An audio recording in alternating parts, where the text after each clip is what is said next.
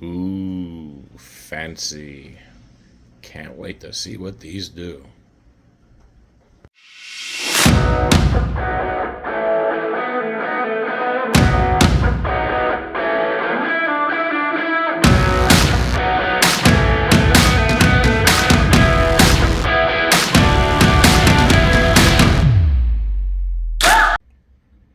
So this is an upgrade I've been wanting to do for a minute here now on my DBXL-E. I unfortunately made the mistake early on when I first got it of cranking its brakes up all the way to discover, Losi's, especially ones that heavy, don't really like that at all. So now when I brake, even under 50% brake, I can hear it crunchy. So I know either the front or the rear diff, or maybe both are hurt because it has slowed down and I can feel extra drag in the diffs and they don't sound right. So I went ahead and ordered the complete Vitavon front and rear assembled diff kit with the HD axles. And I didn't realize just how different the axles were until they showed up. Here's a stock one for comparison, and you have that typical dog bone. Well, those don't hold dog bones. That's not what they're set up for. They are set up for a CV style, so you have bearings in there, which means I'm going to have to make sure I put some heavyweight grease to hold them in once I slide them in there. And that means it's going to be extremely important to lock tight everything that goes down. Because if you lose a control arm or a hub or something and one of these axles starts to slip out, well, that bearing's going to go flying. It does appear that they've given some extras. I'm going to measure them to see exactly what size they are, so I know where that's going to be the easiest place to get replacements should that ever happen. But otherwise, I'm very impressed with these altogether. The quality is amazing. I've opened them up, and wait, this won't take but a second here. The quality inside is really great. That the whole assembly. These are O-ring sealed, so you don't have the gaskets you gotta worry about.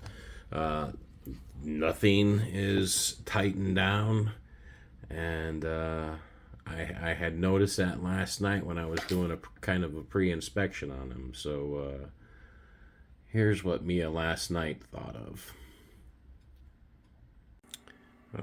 Thanks for the introduction, Mia of tomorrow.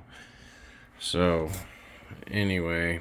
I pulled apart one of these Vitavon differentials just because I was curious, and I'm glad I did. And I don't know if this is intentional or what, but none of the screws that held the diff together had any Loctite on them. But when I went to remove the gear, the screws were just finger tight. There was no tightness on them at all. Again, no Loctite on any of them on either side. And that's when I noticed that the differentials are completely open. There's no fluid in there.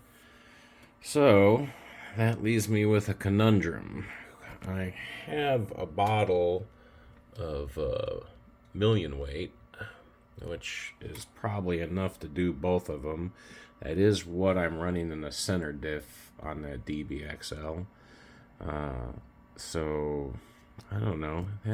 I see people running a 500,000 all the time in the front and rear diffs, or sometimes even a little bit heavier in the rear diff. So maybe I'll just throw the million in there and see what happens, or maybe I'll run down to the local hobby store and see what they have. That's going to be a decision for me of tomorrow. So tomorrow, me, back at you. And then after thinking about it all night, I think we'll go ahead and do like a 500,000 in the back and 100,000 in the front. What do you think about that, Mia? Yesterday? You know what, tomorrow, me? That sounds like a good idea. So why don't you just go ahead and stop down at the hobby store and pick up that oil. I like the idea of just running 500,000 in the back and 100,000 in the front and just seeing how it does. So good idea. No, get up and go get the stuff. All right, works for me. Let me run out the door then and go get the oil. Fortunately, Hobbytown Waco's got some in stock, so I'll go and pick some up. Well, I guess it's time to let the fun begin. This is what they had at the hobby store. So that's 500,000 and 100,000, and I'll throw the 100,000 in the front, the 500,000 in the back. I'm not going to bore you guys with the entire teardown. There's enough people out there that have done teardown videos of the DBXL. So I'll do a couple quick cut and splices along the way when I find something that I think is interesting and might help you out. So let the fun begin. Well, so far so good. I just removed the entire front end assembly, and it took, I don't know, maybe 10 minutes. You don't really have to disconnect a whole lot, and there's only 4 bolts on the bottom side that keep him in, and 2 for the front of the bumper guard. But that came out pretty easy. Let's see how the rest of this goes. Wish me luck. So, not very much longer later, I was able to get all of this blown apart, and I have not seen any damage. Both the ring and pinion look like they are in just fine shape. The only thing I've noticed is when the ratchet, it feels like a ratchet in there. So, but what I was initially thinking was the problem was not. The ring and pinion both seem very solid. So, well-built truck. So continuing to dig into it, I've opened up the front diff, and again, I'm not seeing any damage. I haven't picked out any metal shards. The gear set all seems to be fine, both sides. So hopefully it was the rear diff that's making a crunchy noise. And reassemble. First, sorry about that resolution drop in those last couple clips. I didn't realize I had switched the phone by accident to just regular. At any rate, we've reached an impasse. This is going to delay me a week, but fortunately through the magic of YouTube, it's only going to delay this video a few seconds. Got the Vitavon unit in. Goes in pretty dang easy. I did put the pinion gear in the proper way. I had it on that side before, but it's supposed to be on that side. So I got that corrected. Got it lubed up and everything Loctited. I'll insert a couple pictures right here.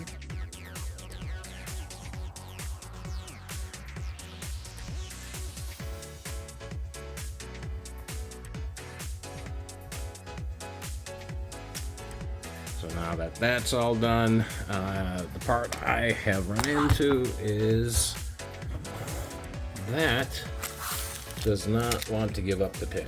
I've tried heat, I've tried the hammer, I've tried the chisel. It does not want to give up the pin. So I can't get that cup out to put on there. So I just ordered a couple of them. They'll be here Tuesday, but I won't really be able to get back to it until next weekend, which will probably work out since it's raining like crazy this whole weekend. But overall, I really like the unit. It's not nearly as hard to install as I thought it was going to be. I was honestly pretty intimidated by it, but once you get in there, it's all pretty straightforward.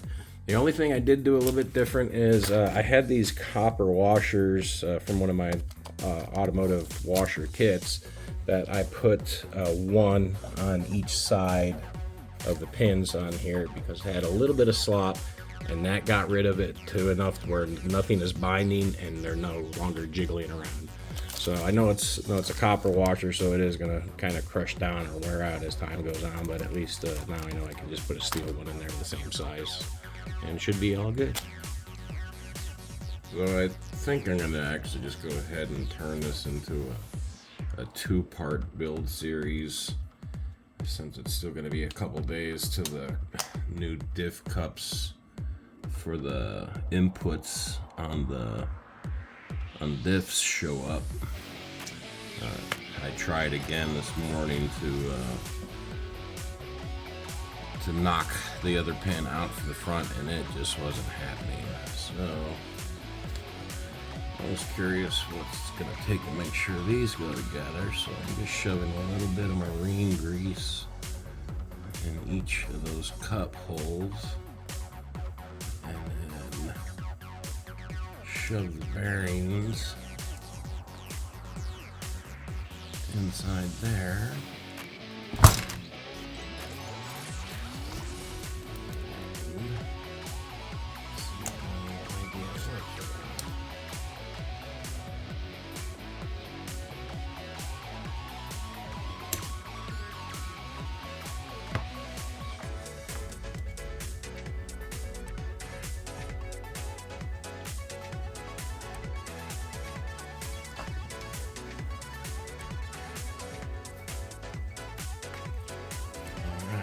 Seems to have gone in there nice and firmly.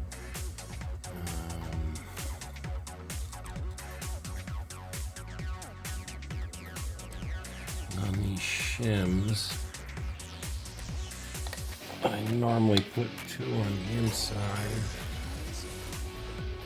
and 1 on the outside. Fortunately, I thought to buy some more because I knew I would end up losing one or more. Okay, that does not give me quite as much play as the other one, so slide that back out.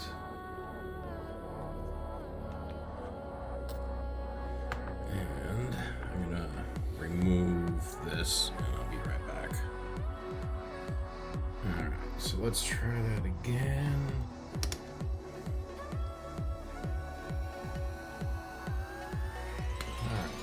Slipped right on in.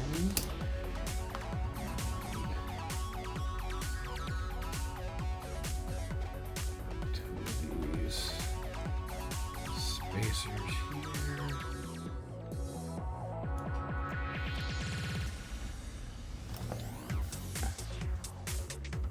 Slip him over. Good.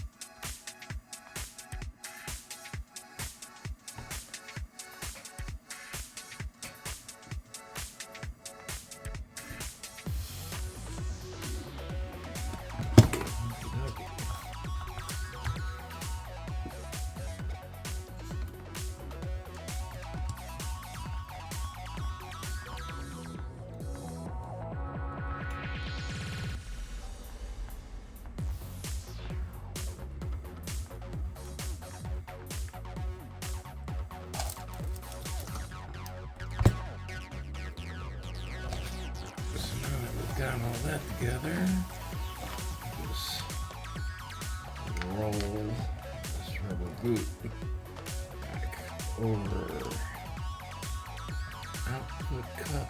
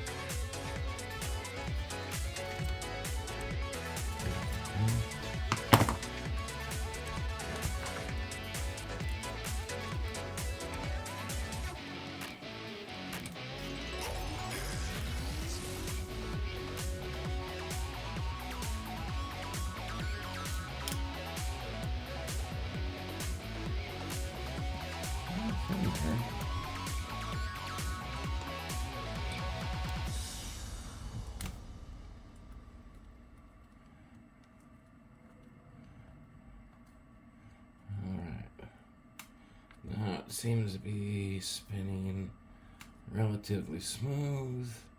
Of course, without the cup on there holding this in the outward position, you do have to pull on it when you turn, otherwise it's going to try to seize up.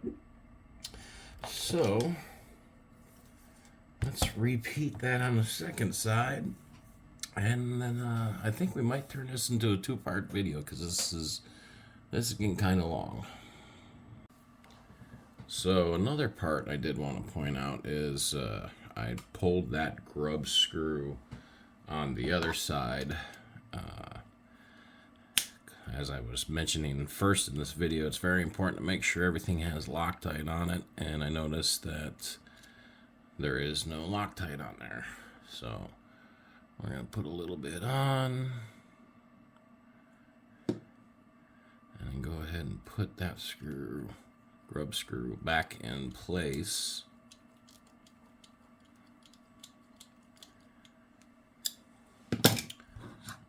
And then we will just go ahead and repeat the same sequence we did for the other side of just putting a little dab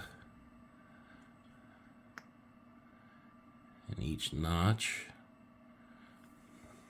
And then bearing.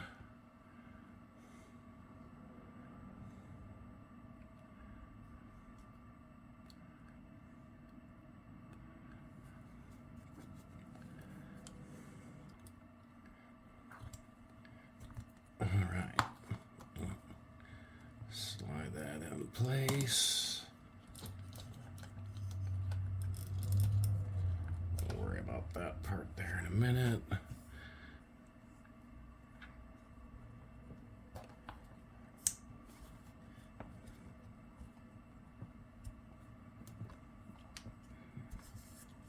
It should slip in there nice and smoothly. Since this one here is going into plastic, you don't need to use Loctite on that.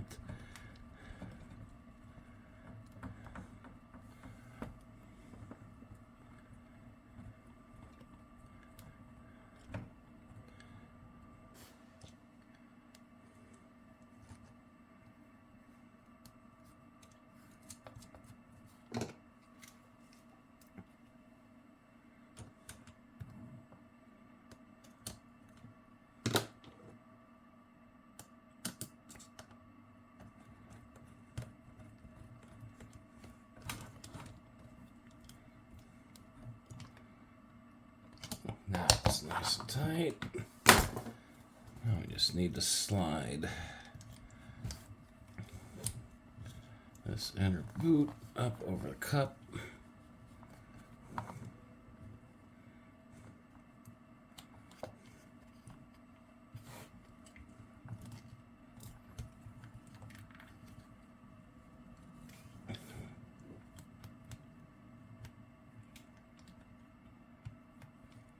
Of course, is always easier said than just done. Actually, that wouldn't do bad. All right. next part will be to get these back on, so I'll slide on their one shim and come on back and see how it turns out.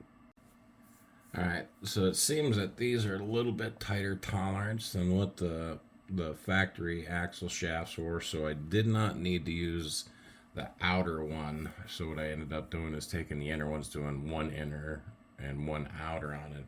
One thing I do like is the grub screw for the Vitavon axles that locks that pin in is way more substantial than the stock ones, right? And it's even way more substantial than the aftermarket heavy duty ones.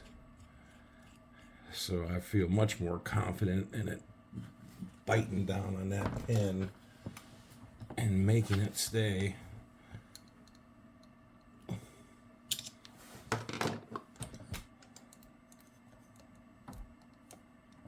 Yeah, that moves nice and freely. All right, let's go over to the other side. So I think that's going to pretty much bring part one to an end. Got the Vitavon front axle, or excuse me, differential assembly installed. I got it greased, got it all Loctited. Got the new CV style front axle shafts in there. Got some grease holding, marine grease holding in the bearings, both sides. I did only end up needing to use one shim on the inside, one shim on the outside, and it has got just the tiniest bit of play like you would want. And then, like I said, I put in those copper washers on the hinge pins again to get rid of any slop there.